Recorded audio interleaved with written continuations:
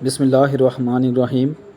غزوہ عشیرہ، جسے غزوہ ذی العشیرہ بھی کہا جاتا ہے، تاریخ جمادی الاول 2 ہجری 623 عیسوی، مقام ذی العشیرہ ینبع کے قریب ہجرت کے بعد مدینہ منورہ میں اسلامی ریاست اپنی بنیاد مضبوط کر رہی تھی، لیکن قریش مکہ بدستور دشمنی میں آگے بڑھ رہے تھے۔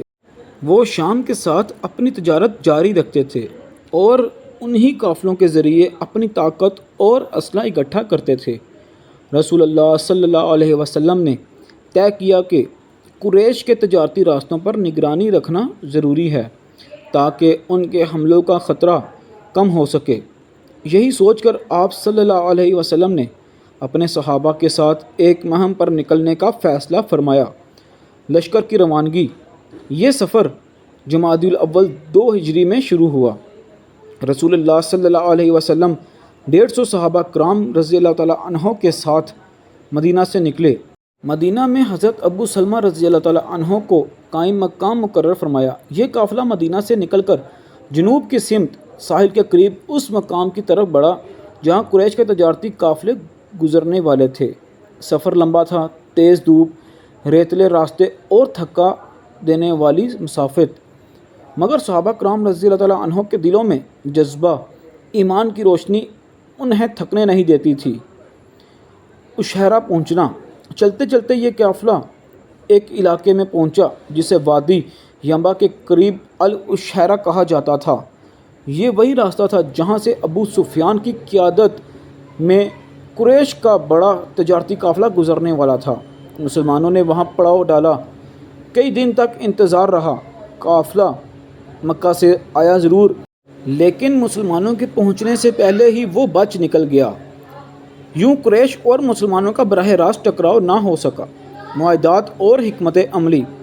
اگرچہ جنگ نہ ہوئی، لیکن اس دوران رسول اللہ صلی اللہ علیہ وسلم نے قبیلہ بنو مدلج اور ان کے اتحادی بنو زمرہ سے معاہدہ کیا۔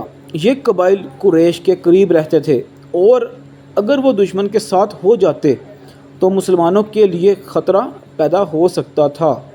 معاہدے کے تحت دونوں فریق ایک دوسرے پر حملہ نہیں کریں گے، نہ مسلمانوں کے دشمن کی مدد کریں گے نہ قریش کی، ایک دوسرے کی حفاظت کا خیال رکھیں گے۔ یہ معاہدہ دراصل اسلامی ریاست کی سیاسی و عسکری حکمت عملی کا حصہ تھا، جو آگے چل کر مدینہ کے دفاع میں بہت مؤثر ثابت ہوا۔ مدینہ واپسی۔ کئی دن قیام کے بعد جب قریش کا قافلہ ہاتھ نہ آیا تو رسول اللہ صلی اللہ علیہ وسلم اور آپ کے صحابہ واپس مدینہ لوٹ آئے۔ اگرچہ بظاہر یہ ایک غزوہ بغیر لڑائی تھا، لیکن حقیقت میں یہ مسلمانوں کی بڑھتی ہوئی قوت اور سیاسی فہم و فراست کا اعلان تھا۔ نتیجہ: غزوہ عشیرہ ہجرت کے بعد تیسرا غزوہ تھا۔ اس میں قتال نہیں ہوا، لیکن اہم قبائل سے معاہدات طے ہوئے۔ یہی قافلہ جسے عشیرہ میں روکا نہ جا سکا، بعد میں غزوہ بدر کبریٰ میں مسلمانوں کے ہاتھ آ گیا اور اسلام کی پہلی عظیم فتح نصیب ہوئی۔ یوں غزوہ عشیرہ دراصل غزوہ بدر کی تحمید ثابت ہوا۔